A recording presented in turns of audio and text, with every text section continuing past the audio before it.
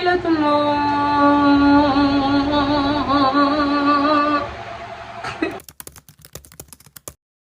Je suis très contente de filmer cette vidéo aujourd'hui là. Franchement aujourd'hui je suis très contente de la filmer parce que j'ai trop procrastiné, j'ai trop paressé et finalement aujourd'hui je me suis assise et j'ai mis la caméra en face de moi. C'est à applaudir en fait. J'espère que vous allez tous et toutes très bien. Cette vidéo annonce un peu mon retour. Je sais que vous êtes fatigués parce que toujours je dis je suis de retour, je viens, nanana, et finalement je ne fais rien. Et j'ai même vu un commentaire la fois passée sur une de mes vidéos qui disait que toujours tu dis ça mais tu fais rien. Vraiment, ça m'a fait mal. Donc je suis fâchée et je reviens vraiment pour de vrai en fait. J'ai réalisé à quel point j'aimais beaucoup la création de contenu, la création de vidéos en fait. Et quand j'arrête, franchement je perds un peu mes repères dans la vie. Le fait de faire des vidéos, moi-même ça me motive à être un peu la meilleure version de moi.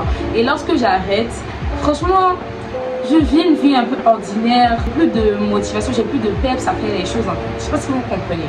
Par exemple, pour les personnes qui me suivent sur Instagram, TikTok, quand je fais des vidéos de motivation où je suis des routines et tout, faire du contenu en fait me permet de suivre ma routine, me permet d'être très pointilleuse sur les objectifs de ma journée. Donc ça m'apporte un plus et je trouve que c'est productif pour moi. Alors je viens un peu dans cette vidéo vous expliquer pourquoi j'étais pas là. Franchement moi-même je sais pas. Mais on va parler. C'est une vidéo en fait genre à cœur ouvert, d'échange libre et tout. Let me take my brother. Alors en vrai je sais vraiment pas pourquoi j'ai disparu. Parce qu'il fut une période où j'étais vraiment motivée pour faire les vidéos sur YouTube. J'ai même fait 2-3 vidéos. J'ai posté ma récente vidéo et 2 autres vidéos étaient en montage. Et c'est pas grave, je me suis levée, j'ai supprimé une vidéo comme ça. Mais j'ai toujours des story time que je vais raconter en montage. J'ai pas encore fini. Moi je pense que je vais finir ce montage là et vous poster ça après cette vidéo là. 2024, je ne sais pas pour vous, mais pour moi ça a commencé de manière très catastrophique. Les problèmes se sont enchaînés, les problèmes avec moi-même, dans ma vie scolaire, dans ma vie personnelle. Tout s'est enchaîné comme ça en fait, comme des dominos en fait. Je sais pas pourquoi je souris, pourtant je suis en train de parler de problèmes. C'est comme si genre il y a eu un élément déclencheur. Il n'y a même pas eu d'élément déclencheur en fait. Les dominos là sont tombés comme ça. Vous voyez les vidéos de TikTok là où en fait tomber les dominos là, je vais vous montrer. C'est comme ça que ma vie a commencé à s'écrouler petit à petit. Alors c'était vraiment pas facile à tous les niveaux, spirituellement parlant, intellectuellement parlant. Tout, personnellement parlant, tout en fait. Mais en fait j'ai compris une chose que j'avais pas compris genre avant. C'est que la création de contenu en fait, le fait de faire des vidéos, c'est ma première passion en fait, c'est ce que j'aime. Genre, alors c'est ce que je dois faire en fait. Quand tu ne fais pas tes passions, quand tu ne fais pas les choses que tu aimes, ta vie n'a plus de sens en fait. Je sais pas si vous voyez. Pour certaines personnes, ça peut paraître un peu superficiel, genre en mode high. Donc c'est là qu'elle fait pas de vidéo là, elle est pas heureuse. Mais donc on se connaît sur les réseaux aussi. Mais c'est vraiment pas ça en fait. Quand je parle de vidéo, je parle même pas de vidéo genre pour poster. Parce qu'il y a des vidéos que je fais comme ça pour... Je disais qu'il y avait des vidéos que je faisais, c'était pour mon propre épanouissement personnel. C'était pas forcément pour montrer aux autres. Du coup c'est vraiment ma première passion. C'est comme la lecture en fait. Pour les personnes qui me connaissent, je lis beaucoup. Et quand je traverse des périodes où je ne lis pas, je suis beaucoup stressée, j'ai beaucoup de problèmes, j'arrive pas forcément à gérer mes émotions et les canaliser en fait. Pourtant quand je suis dans ma période où je lis, je vois la vie sous un autre angle et sous un autre aspect. C'est un peu l'idée. Du coup le thème c'est vraiment de revenir à ce qui te passionne en fait. C'est vrai que souvent à l'église on nous dit revenez à votre premier amour, revenez à votre premier amour qui est Jésus. C'est la même chose en fait. Reviens à ton premier amour en fait, ce en quoi tu trouvais de la passion, ce en quoi tu trouvais de la vie, ce en quoi tu trouvais de la motivation. Actuellement je suis dans une de mes périodes où j'ai vraiment envie de développer quelque chose en fait. J'ai vraiment envie de changer, d'atteindre vraiment cette version de moi-même, genre que je désire tant. Parce que je me suis dit non, ça sert à rien de dire non, je vais devenir la meilleure version de moi-même, je veux changer, je veux faire ça et finalement tu ne fais rien pour y arriver. C'est les petites habitudes, les petits pas en fait qui vont mener à de grands résultats. Maintenant j'ai décidé de ne même plus avoir de vidéos, de ne même plus avoir de cadre, de ne même plus avoir de nouveaux habits en fait. Genre si j'ai envie de créer du contenu, je crée du contenu. Et je vais créer un programme où je vais parler, où je vais faire des vidéos. Parce que je sais que en vrai mes vidéos aident certaines personnes en fait. Parce que je reçois des messages vraiment qui me comme le peut servir. Vous voyez, un jour je vais faire une vidéo où je réagis aux messages que je reçois, des messages encourageants et des messages genre des personnes qui me disent disent que ce que j'ai dit ça les aide ou voilà, ça les motive. Parce que moi aussi ça me motive. En fait, c'est un donnant-donnant en fait.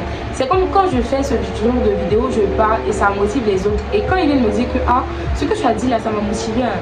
Moi aussi je vais aller regarder la vidéo et puis je me sentis motivée en fait parce que la personne vient de me dire et par ma propre vidéo en fait. Ils sont expliqués. En fait, c'est ça le feedback. Genre, j'ai donné, j'ai reçu. Ne croyez pas que parce qu'on vient s'asseoir ici, on fait des vidéos, on motive les autres, que notre vie est parfaite. Non. Souvent, même ce qu'on vient de dire là, on oublie. Parce que laissez-moi vous dire que le fait de motiver quelqu'un, c'est un talent, c'est un don. C'est quelque chose que genre, tu sais faire, mais pas forcément que tu sais appliquer en fait. Vous allez remarquer que la plupart des personnes qui savent donner de bons conseils ne les appliquent pas forcément. C'est ça en fait. Donc souvent, il faut vraiment que lorsque tu donnes, tu reçois aussi pour que toi aussi tu puisses te rendre compte que voilà, le fait que je donne, ça va me mettre à un certain niveau d'exemple. Voilà. Parce que je viens donner des conseils, il faut que ma vie aussi soit un peu exemplaire en fait, sur les bords. Et il faut que genre, les conseils que je donne, j'arrive quand même à les appliquer pour que les personnes qui sont autour de moi et pour les personnes aussi derrière les écrans arrivent à se sentir en fait, arrivent à s'identifier à moi et arrivent aussi à être inspirés, à pouvoir changer les choses. Donc les amis, moi je viens avec un nouveau mindset, c'est vraiment de produire du contenu qui va vous aider, du contenu aussi divertissant parce que dans la vie, c'est pas forcément, faut pas être toujours strict. Il faut quand même genre se laisser s'adonner à des choses quoi. Donc vous allez trouver un peu de tout sur ma chaîne. Voilà. Et je pense que la prochaine vidéo après ma story time, je vais faire une vidéo où je viens présenter officiellement ma chaîne, le genre de contenu que je veux poster, ce pourquoi vous devez regarder mes vidéos et les partager. Voilà. Aujourd'hui j'ai l'impression que je débite trop, genre je parle trop vite. Vous aurez l'impression que genre j'ai préparé la vidéo, pourtant non. J'ai dit je pose ma caméra là et je parle. Action. Maintenant, mentons. Non mais ça fait vraiment plaisir en fait de revenir à ce que vous aimez. Il y a tellement de joie en fait dans les petites choses.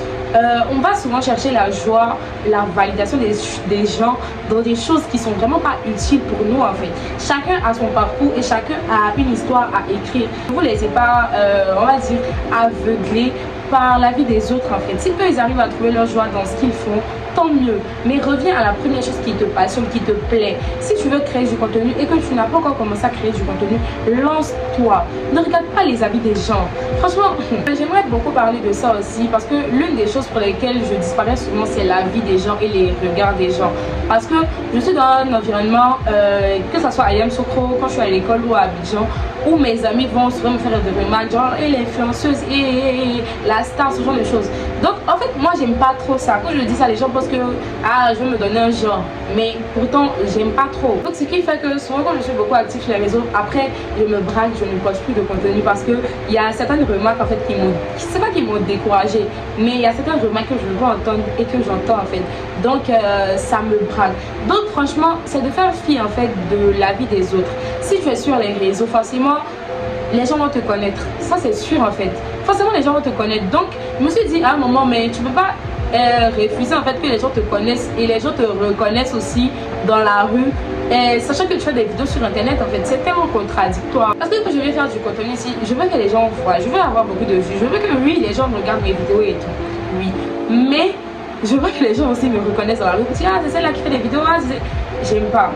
Vous voyez comment c'est contradictoire en fait. C'est que j'ai décidé de faire fi de tout ça, des avis des gens, des regards des gens, parce que souvent on a l'impression que les gens même nous calculent, pourtant c'est faux en fait. Alors pour moi, si tu veux vraiment faire du contenu, tu veux faire des vidéos, que ce soit des vidéos motivantes, inspirantes, que ce soit des get ready with me, que ce soit des outfits of the day, ce genre de trucs là, fais-le en fait. On t'appelle l'influenceuse, ça fait quoi? Ça fait rien, ça va rien t'enlever. Au contraire, ça te rapporte plein de trucs. Parce que quand les gens auront besoin de conseils pour les vidéos, ils viendront te voir en fait. Quand les gens auront besoin de faire des publicités, ils viendront te voir en fait. Donc, franchement, continuez votre truc. Alors, si vous voulez une vidéo, on va faire un, comment on appelle ça? Un vision board, c'est-à-dire un tableau de vision. Genre où tu mets un peu les images que tu trouves qui correspondent à tes objectifs. C'est-à-dire que si par exemple tu vas avoir ton entreprise, tu cherches une image qui est reliée à ça, à être une CEO, tu prends et tu colles sur le vision board. Si vous voulez le faire, je sais que vous connaissez pas quoi je vous explique. Si vous voulez que je fasse une vidéo comme ça, on va la faire ensemble. Mais aujourd'hui, j'ai bien envie qu'on fasse un bilan de nos débuts d'année 2024. Sachez que le truc qui est bizarre, c'est que quand je suis rentrée en 2024, j'ai pas pris de résolution, j'ai pas fait d'introspection, j'ai pas fait de bilan, j'ai rien fait. Pourtant les autres années, genre je faisais ça quand même en fait. C'est vrai que je rentrais dans une nouvelle année, genre avec beaucoup d'objectifs et tout, que j'arrivais pas forcément à tenir sur le long terme, mais j'arrivais à respecter quand même. Et pour moi, c'est déjà un grand pas. Cultiver la tolérance de soi, c'est très important. Apprenez à être compatissant envers vous-même. Tu n'es pas obligé de faire de grands efforts, genre extraordinaires, pour qu'on dise que voilà, elle a changé, waouh, 2024, c'est une nouvelle personne. Non, c'est pas de petits efforts, c'est pas de petites habitudes qu'on arrive à vraiment être quelqu'un. Du coup, je suis rentrée dans 2024 comme ça, sans plan d'action, sans rien. Et vraiment, c'est pas la meilleure des manières de faire. C'est pas le bon mindset à avoir. Si les autres ont dit non, ça sert à rien de prendre des résolutions, ne les écoutez pas. Prenez vos résolutions, c'est votre vie, vous faites ce que vous voulez. J'aimerais que vous preniez un bout de papier, genre une feuille ou un cahier, mais ça serait préférable une feuille parce que après vous allez coller. Comme ça, vous allez voir ça tous les jours en fait. Et de faire un bilan jusque-là de qu'est-ce qui s'est passé dans votre vie, de vos réalisations et de vos échecs. Et des choses qui sont encore ongoing, des choses qui sont encore en cours. Moi, cette année-là a vraiment été très compliquée. Je l'ai commencé très mal, beaucoup de problèmes. J'ai vraiment fait beaucoup de choses qui ne me plaisent pas.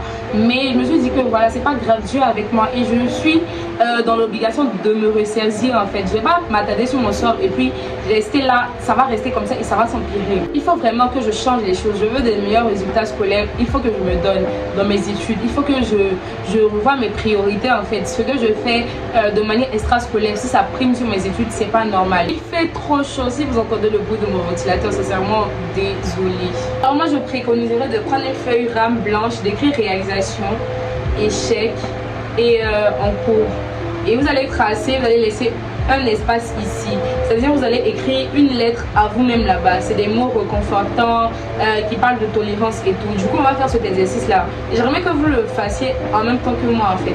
Pour les personnes qui se demandent c'est quoi en cours en fait, c'est juste des projets que vous avez actuellement commencé ou peut-être pas. Vous ne savez pas si ça va vraiment réussir ou ça va vraiment échouer. En tout cas, c'est quelque chose qui est des projets en fait qui sont dans votre cœur et tout. Moi, pour mes réalisations, il faudrait vraiment que je réfléchisse parce que j'ai l'impression que genre j'ai rien réalisé et c'est ok, il n'y a pas de problème. Si tu as rien réalisé jusque là, c'est pas grave. Je te conseille vraiment là de dire par exemple que tu as couru la dernière fois pendant 10 minutes, c'est une réalisation, c'est un progrès et c'est une bonne habitude. Tu peux le noter, tu n'es pas forcément obligé de noter de grandes réalisations, mais de noter de petites choses, de petits succès que tu as rencontrés au quotidien.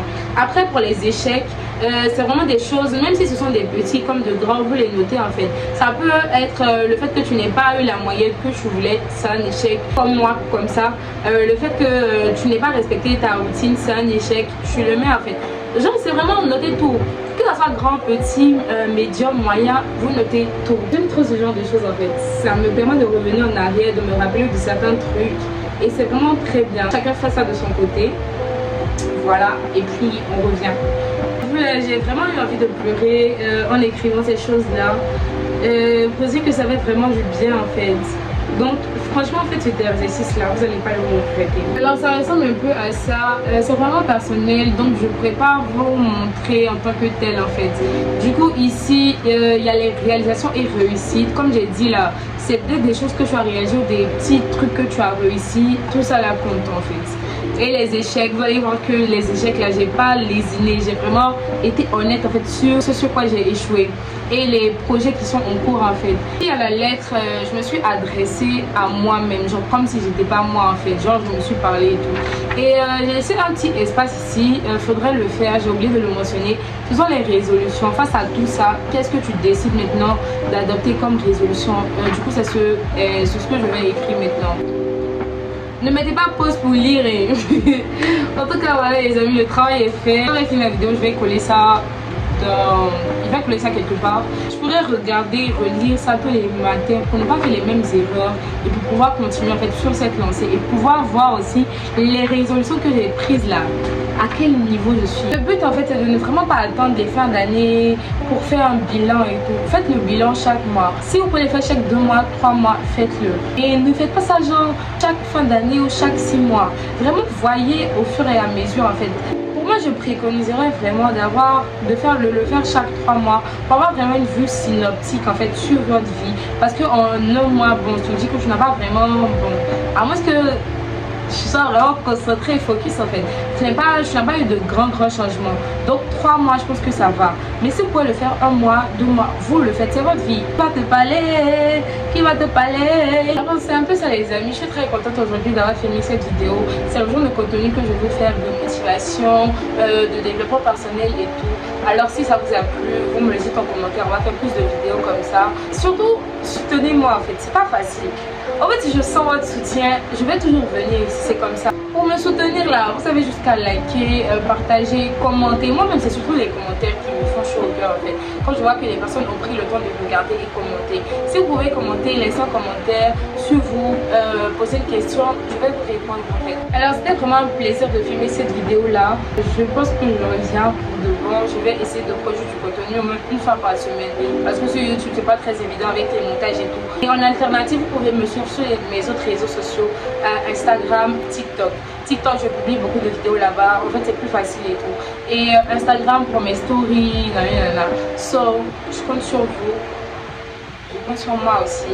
Et je sais qu'on peut créer quelque chose d'extraordinaire. Et que Dieu surtout vous bénisse et que Dieu en fait vous soutienne sur votre lancée. Peu importe les choses que vous aurez décidé, que Dieu soit avec vous en fait.